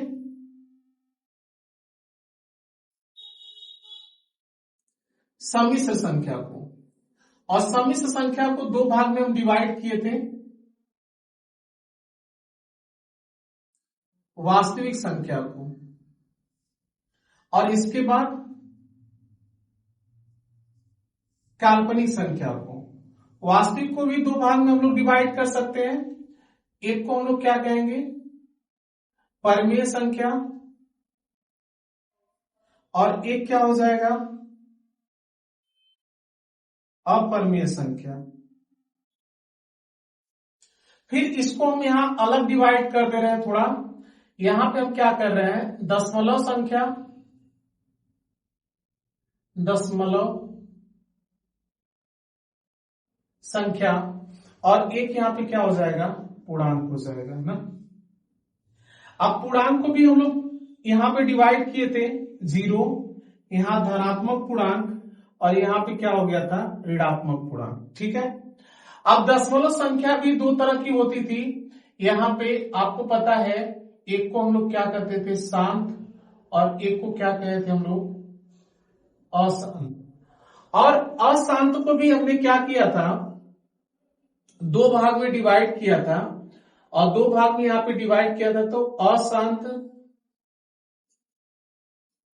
पुनरावृत्ति दशमलव संख्या या आवर्ती, और इसको हम कह सकते हैं अशांत अनावर्ती दशमलव संख्या। ठीक, अब यहां पे पता है कि शांत और दशमलव पुनरावृत्ति अशांत संख्या को हम लोग क्या करते हैं, परमेय संख्या, और इसको हम लोग क्या कर सकते हैं, अपरमेय संख्या। अच्छा, यहां से यूनिवर्सल मतलब जो सबसे बड़ा सेट हो, सेट का मतलब जो सुपरिभाषित, जैसे अगर आपसे हम पूछे परमेय संख्या किसे कहा जाता है, तो जो मैं जवाब दूंगा वही हर एक पर्सन देगा जिसको पता होगा। तो इसका मतलब है कि अगर वास्तविक संख्याओं का समूह हम बोले, तो वास्तविक संख्याओं का जो संग्रह होगा वो समुच्चय होगा, क्योंकि सुपरिभाषित है। सबके द्वारा अगर वास्तविक संख्या के बारे में जानकारी होगी तो सबके द्वारा एक ही जवाब आएगा। तो यहाँ पे अगर हम कहें कि यहाँ पे आप देखिए सबसे बड़ी संख्या कौन है, इसमें आप बोलेंगे सर सम्मिश्र संख्या सबसे बड़ी है। और जब सम्मिश्र संख्या सबसे बड़ी है ना, तो इन सभी सेटों का, अगर मान लीजिए यहाँ परमेय संख्या का समुच्चय, अपरमेय संख्या का समुच्चय, पूर्णांक का समुच्चय, यहाँ सब बना ले, वास्तविक संख्याओं का समुच्चय, जैसे 4 यहाँ पे दे दिया, सम्मिश्र संख्या का समुच्चय, परमेय संख्या का समुच्चय, अपरमेय संख्या का समुच्चय, दशमलव संख्या का समुच्चय, यहाँ पे पूर्णांक का समुच्चय। तो इनमें सबसे बड़ा समुच्चय कौन दिख रहा है, यानी सबसे बड़ी जिसमें सब आ जाए, तो उस किसमें सब आ सकता है, ये बताइए। सम्मिश्र को ही तो हम लोग तोड़ते हुए यहां तक पहुंचे हैं, इसका मतलब इस सब के सब संख्याएं आप बताइए कहां आ सकती है, सम्मिश्र में। यानी सबसे बड़ा सम्मिश्र संख्या का समुच्चय हुआ, और जो सबसे बड़ा होगा उसी को हम लोग क्या कहते हैं, यूनिवर्सल कहते हैं, उसी को हम लोग क्या कहते हैं, समष्टि समुच्चय कहते हैं ना। अब यहाँ पे जैसे अगर हम कह दें, इन सब बातों को छोड़िए, पहले अगर 3 यहाँ पे एग्जाम्पल हमने दे दिया, हमने बोला वास्तविक संख्याओं का समुच्चय, परमेय संख्याओं का समुच्चय, अपरमेय संख्याओं का समुच्चय। इनमें अगर हम पूछे कि बताइए समष्टि समुच्चय कौन होगा, तो बताइए इन तीनों में सबसे बड़ा कौन होगा। हमने बोला वास्तविक संख्याओं का समुच्चय, परमेय संख्याओं का समुच्चय, अपरमेय संख्याओं का समुच्चय। इन तीनों में आपको दिख रहा है कि वास्तविक को ही तो हमने परमेय अपरमेय में तोड़ा है, तो इसका मतलब है कि वास्तविक संख्या सबसे बड़ी हो गई, और जो सबसे बड़ा सेट होगा उसी को हम यूनिवर्सल सेट बोलेंगे। इसका मतलब है कि वास्तविक संख्या का जो समुच्चय होगा, जो संग्रह होगा, उसको हम बोलेंगे यूनिवर्सल, और ये दोनों उसके अंतर्गत आ गए। ठीक है, अगर नहीं समझ में आया हो तो और आगे आप देखिए, जैसे ये पूर्णांक है, पूर्णांक है, इसको हमने धनात्मक, ऋणात्मक और शून्य पूर्णांक में हमने तोड़ दिया। अगर हम कह दें कि पूर्णांक का समुच्चय और धनात्मक पूर्णांक का समुच्चय, ऋणात्मक पूर्णांक का समुच्चय, इन्हें बताइए समष्टि समुच्चय कौन कहलाएगा? तो आपको पता है सबसे बड़ा कौन है? पूर्णांक, क्योंकि पूर्णांक में धनात्मक, शून्य पूर्णांक, ऋणात्मक पूर्णांक तीनों आ जाएगा, तो सबसे बड़ा कौन हो गया? पूर्णांक हो गया। तो इसका मतलब पूर्णांक जो है धनात्मक पूर्णांक, ऋणात्मक पूर्णांक और शून्य पूर्णांक के लिए क्या कहलाएगा? समष्टि समुच्चय कहलाएगा। आई होप कि आप लोगों को समष्टि समुच्चय बहुत अच्छे से समझ में आया होगा। ठीक है, अब इस एक्सरसाइज में एक क्वेश्चन और देता है जिसके बारे में थोड़ा सा हम चर्चा कर ले रहे हैं, फिर इसके बाद इसी के साथ ये इंट्रोडक्शन वीडियो खत्म होगी, फिर अगली वीडियो में हम लोग इससे संबंधित एक्सरसाइज 1.3 के को अच्छे से सॉल्व करेंगे। ठीक है, लेकिन एक्सरसाइज 1.3 को सॉल्व करने से पहले आप लोग इस वीडियो को बहुत अच्छे से देखिएगा, ताकि एक्सरसाइज जब 1.3 सॉल्व कराएंगे ना तो आप लोग बिना कहे अच्छे से समझेंगे और सबको समझ में आएगा। ठीक है, थोड़ा सा लंबी वीडियो हो रही है, लेकिन ऐसा हम इसलिए कर रहे हैं कि कंटेंट आप लोगों को बढ़िया से मिल जाए, ताकि कहीं और जाके खोजना न पड़े। जो भी इस YouTube चैनल के माध्यम से जो भी बच्चे पढ़ रहे हों, उनको कभी जो है असुविधाजनक न हो। ठीक है, यानी आसानी से उनको हमें यहीं पे सब कुछ मिल जाए और वो बच्चे यहाँ से पढ़ सके। ठीक, तो अब देखिए हम क्या बताने जा रहे हैं। जो कुछ बातें यहाँ बताना है उसको हम कैसे बता रहे हैं, क्या चीजें बताना जो जरूरी है, तो यहाँ पे देखिए, यहां पे हम एक बात बताने जा रहे हैं। जैसे अगर मान लीजिए कि आपको ऐसे लिखा हुआ मिल जाए, क्या लिखा हुआ मिल जाएगा यहाँ पे? जैसे मान लीजिए 1, इस तरह कुछ सिंबल मिलता है, x is less than or equal 5, ऐसे कुछ लिखा हुआ मिलेगा। इसका पहले मतलब क्या होता है थोड़ा सा हम लोग ध्यान से समझें। अगर इस तरह लिखा होगा और हमने कह दिया पहले कि जो है इस तरह पहले लिखा होगा, तो इसका क्या मतलब है? इसका मतलब है, पहले पढ़ेंगे क्या, 1 is less than or equal, x is less than or equal 5। इसका क्या मतलब है? इसका ये मतलब है कि देखिए ये जिधर मुंह बंद है ना इससे छोटा, और जिधर खुला होता है वो बड़ा होता है। यानी x का मान 1 से छोटा नहीं हो सकता। छोटा ना होने का मतलब ना 0 हो सकता, ना -1 हो सकता, ना -2 हो सकता, ना -3 हो सकता, लेकिन 1 के बराबर हो सकता है। इसका ये मतलब है। इतनी सी लाइन का मतलब समझिए। इतने का ये मतलब हुआ कि x का मान 1 से छोटा नहीं हो सकता, लेकिन 1 के बराबर होगा। और यहां पे आगे जो ये बात लिखा है, इसका मतलब है कि x का मान 5 से बड़ा नहीं हो सकता, लेकिन 5 के बराबर होगा। इस पूरी बात का कथन है। तो अब बताइए, यानी इस पूरी बात का पॉसिबिलिटी, x के संभावित मान क्या हो सकते हैं? अगर हम यहाँ पे बोल दिए कि x जो है यहाँ पे एक रियल नंबर है, एक क्या है, रियल नंबर है। दोनों में अंतर है, ध्यान से समझना। अगर x रियल नंबर है और x यहीं पे हमने कह दिया कि नेचुरल नंबर है, इन दोनों में बहुत अंतर है। क्या अंतर है? अगर हमने रियल नंबर बोल दिया ना, तो आप स्पेशली इसको नहीं बता पाएंगे, क्योंकि बात को ध्यान से सुनिएगा, किन्हीं भी दो नंबरों के बीच में इनफाइनाइट रेशनल और इरेशनल नंबर होती है। इनफाइनाइट, बहुत ज्यादा नंबर होती है। तो क्या हम लोग जब रियल नंबर है तो उसको हम बता सकते हैं क्या? इनफाइनाइट है, हद से ज्यादा है। हाँ, लेकिन अगर नेचुरल नंबर कह दिया तो नेचुरल नंबर मतलब धनात्मक पूर्णांक, इसको हम बता सकते हैं। जैसे सुनिए, अब फिर सवाल उठा कि सर अगर x एक रियल नंबर है तो इसको हम कैसे बता सकते हैं, कैसे लिख सकते हैं? तो इसको लिखने का तरीका, सबसे पहले हम इसको लिखेंगे कैसे। यहाँ पे x जो है इसको लिखने का तरीका हम समझा रहे हैं। x एक रियल नंबर है ना, तो x जो है बिलोंग्स रियल नंबर, ये क्या हो गया, रियल नंबर। लेकिन कहां से कहां तक है, तो इसको इस तरह हम लिख रहे हैं ऐसे। देखिए पहला तरीका सेट के रूप में, x बिलोंग्स रियल नंबर। अगर सेट बिल्डर फॉर्म में लिखना है तो ऐसे लिखेंगे, x such that x belongs क्या हो जाएगा, रियल नंबर। मतलब x एक कैसी नंबर है, रियल नंबर है, जो कहां से कहां तक है, 1 is less than or equal, x is less than or equal 5 हो गया। एक तो तरीका इसको ऐसे दिखाने का है, या दूसरा तरीका क्या होगा, इसी चीज को हम ऐसे भी दिखा सकते हैं। ध्यान से सुनना, इसको रियल नंबर है, यह रियल नंबर है और कहां से कहां तक है। आप देख रहे हैं कि जब जहां जहां इक्वल साइन लगा होगा, मतलब जिसको लेके लिखा जाएगा, उसके लिए आप लोग क्लोज ब्रैकेट लगाएंगे, यानी क्लोज ब्रैकेट मतलब बड़ा कोष्टक लगाएंगे, और 1 से कहां तक लिखना है, 5 तक, और ऐसे लगा देंगे। देखिए, जब भी इक्वल साइन लगा होगा तो वहां पे हम लोग इस तरह का ब्रैकेट लगाएंगे, ठीक है। और अगर किसी चीज को नंबर लाइन पे दिखाना रहता तो कैसे हम लोग नंबर लाइन पे दिखाते। अब यहां पता है 0 होता है, इधर 1 होता है, इधर 2 होता है, 3, 4, 5, ऐसे इधर बढ़ते जाएंगे प्लस इनफाइनाइट।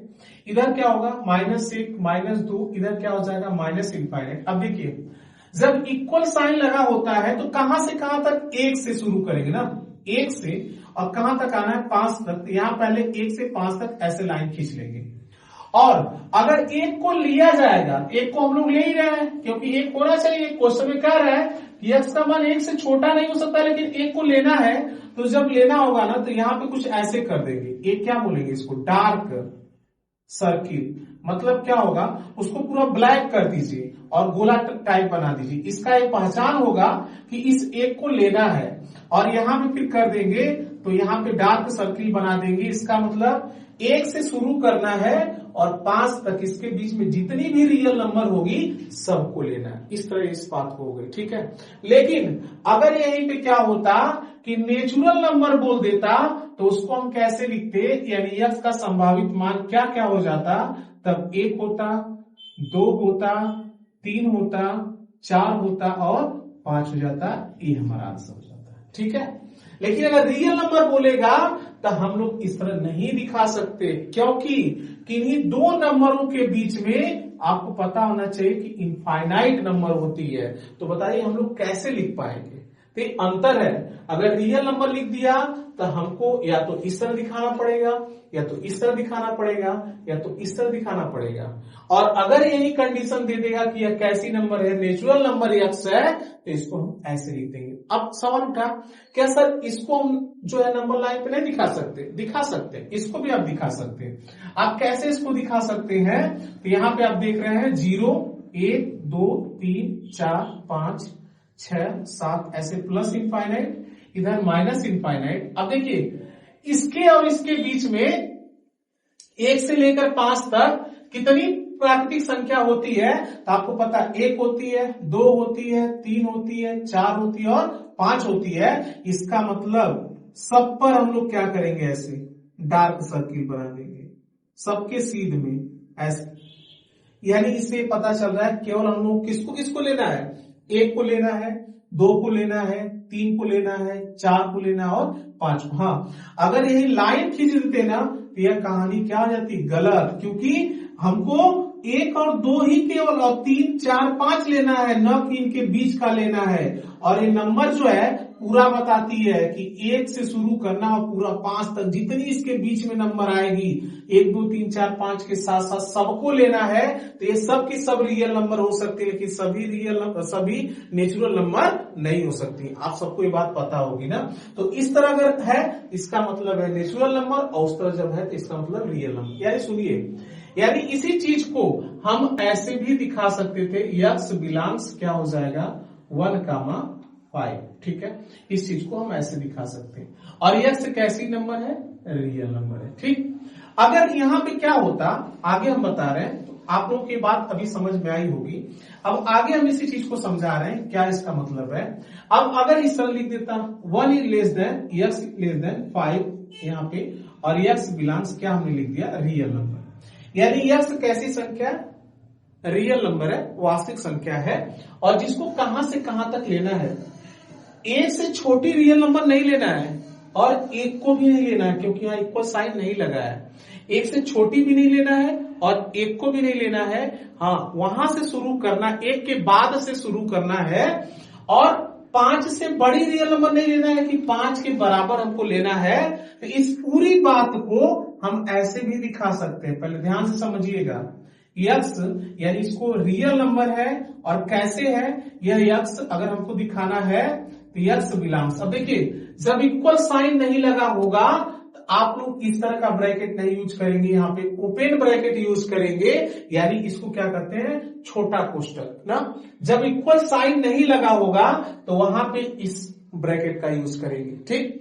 और इसके बाद 1 से। इसका मतलब एक इस चीज को बता रहा है कि 1 को नहीं लेना है, और यह बता रहा है कि 1 को लेके लिखना है, और यह बता रहा है 1 को नहीं लेना है। तो यहाँ क्वेश्चन खुद कह रहा है कि 1 को नहीं लेना है, तो छोटा कोष्टक बताएगा। छोटा कोष्टक लगाने का मतलब कि उस संख्या को नहीं लेना है। और कहां तक जाना है? 5 तक। और यहाँ पे कौन सा बड़ा ब्रैकेट लगाएंगे, यानी क्लोज ब्रैकेट लगाएंगे, क्योंकि 5 को लेना है। तो इस तरह लिखिए चाहे इस तरह लिखिए, दोनों का सेंस क्या होगा?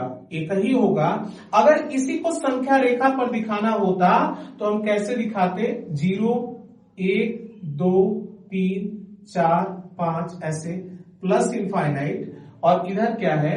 Minus infinite. अब ध्यान से सुनिए, 1 को तो नहीं लेना है ना, लेकिन 1 के बाद से लेना है। 1 के बाद ये बीच में बहुत संख्या है, ऐसी रियल नंबर है, तो यहां से हम शुरू करेंगे और यहां तक। अब देखिए 5 को लेना है तो इसके पास कौन सा सर्किल? पूरा ऐसे ब्लैक कर देंगे, और 1 को छोड़ना है तो इसके लिए हम लोग क्या कर देंगे? होल सर्किल, यानी इसको थोड़ा सा ऐसे बीच में खाली छोड़ देंगे, पूरा सादा रहेगा। तो होल सर्किल इस बात को बताता है कि 1 को नहीं लेना है, उसके बाद की पूरी संख्याओं को लेना है, और डार्क सर्किल इस बात को बता रहा है कि 5 को लेना है, और साथ में साथ इसके बीच की सभी संख्याओं को लेना है। तो चाहे इस तरह दिखाओ, चाहे इस तरह लिखो, चाहे इस तरह लिखो, तीनों का सेंस क्या होगा? एक ही होगा। ठीक, एक और एग्जांपल हम बता दे रहे हैं, इसके बाद जो है फिर आगे बढ़ेंगे। ऐसे अगर यहाँ पे 1 is less then, x is less then 5 हमने लिख दिया, और x बिलोंग्स क्या हमने लिख दिया? Real number. तो इस चीज को हम क्या और किसी तरीके से प्रदर्शित कर सकते हैं? तो हाँ, कर सकते हैं। इसको हम ऐसे दिखा सकते हैं, x बिलोंग्स। अब देखिए, ना 1 को लेना है ना 5 को लेना है, इसके बीच के रियल नंबर को लेना है। तो 1 को छोड़ना है तो उसके लिए कौन सा ब्रैकेट लगाएंगे? छोटा कोष्टक लगाएंगे, क्लोज ओपन ब्रैकेट लगाएंगे 1 कामा। 5 को भी नहीं लेना है तो यहाँ पे कौन सा ब्रैकेट? छोटा वाला। यह छोटा ब्रैकेट बता रहा है ना 1 को लिया जाएगा ना 5 को लिया जाएगा, इसके बीच के रियल नंबर को लेना है। तो आप इस चीज को इस तरह भी दिखा सकते हैं, इस तरह भी दिखा सकते हैं, या अगर इसी चीज को संख्या रेखा पर दिखाना होगा तो आप कैसे दिखाएंगे? 0, 1, 2, 3, 4, 5, 6 ऐसे, प्लस इनफाइनाइट, और इधर क्या हो जाएगा? Minus infinite. अब 1 को नहीं लेना ना 5 को, उसके बीच की सभी संख्याओं को लेना है। तो यहां से शुरू करिए, 1 और 5 के बीच की सभी संख्या को लेना है, ना 1 को लेना है तो 1 को नहीं लेना है। यहाँ तो होल सर्किल कर देंगे, और यहाँ 5 को भी नहीं लेना तो यहाँ होल सर्किल, बाकी उसके बीच की सभी संख्याओं को लेना है। इसको हम ऐसे दिखा देंगे। तो आई होप कि 1.3 एक्सरसाइज से पहले जितना हमने अभी तक इंट्रोडक्शन कराया आप लोगों को बहुत अच्छे से समझ में आया होगा। एक बार खूब आराम से वीडियो को आप लोग देखिएगा, हर एक बातें समझ में आएगी, जिससे एक्सरसाइज 1.3 आप लोगों को बहुत अच्छे से समझ में आएगा जब हम क्लास लेंगे तो। ठीक है, तो इस वीडियो में इतना ही। और हाँ, फिर एक बार हम कह रहे हैं कि आप लोग ज्यादा से ज्यादा लोगों को शेयर करिए कि यहाँ कुछ अच्छा पढ़ाया जा रहा है। अगर आप लोग को अच्छा लगे तो आप लोग ज्यादा से ज्यादा लोगों को शेयर करिए, ज्यादा से ज्यादा लोगों को इस चैनल के माध्यम से जोड़िए, जिससे हमको भी लगे कि हाँ, हम कुछ अच्छा कर रहे हैं आप लोगों के लिए, ताकि जो है हम और ज्यादा आप लोगों से उत्साहित होकर, प्रेरित होकर और ज्यादा वीडियो आप लोगों के लिए प्रोवाइड करते रहे। ऐसे वीडियो बनाकर आप लोगों को शेयर करते रहे, और आप लोग जो है इस चैनल को भी प्रमोट करिए, क्योंकि आप ही लोग सर्वे सर्वा है, सब कुछ है। सही तो यही है कि आप लोगों को अगर हम अच्छा पढ़ाएंगे, आप लोगों को अच्छा लगेगा, तो आप लोग ही ज्यादा से ज्यादा लोगों को शेयर करेंगे, और इस चैनल को भी आप लोग सहयोग दीजिए, सहयोग देंगे, ताकि जो है इस चैनल आगे की तरफ बढ़ेगा, तो जो है हम कुछ अच्छा और आप लोगों के लिए कर पाएंगे। तो ज्यादा से ज्यादा लोगों को इस चैनल को भेजकर जो है सब्सक्राइब कराइए। सब्सक्राइब करने के साथ साथ आप लोग कमेंट पे जरूर लिखा करें कि हाँ, कैसी वीडियो लगी, कैसा हमारा समझाया हुआ चीजें आप लोग को अच्छे से समझ में आता है कि नहीं आता, हमारे एक्सप्लेन करने का तरीका सही है कि नहीं है। ये सब कुछ चीजें आप लोग कमेंट में जरूर बताया करें, और हाँ, लाइक करना जरूर न भूलें आप लोग। ठीक है, तो इस वीडियो में इतना ही, फिर अगली वीडियो में मिलते हैं, तब तक के लिए थैंक यू, धन्यवाद।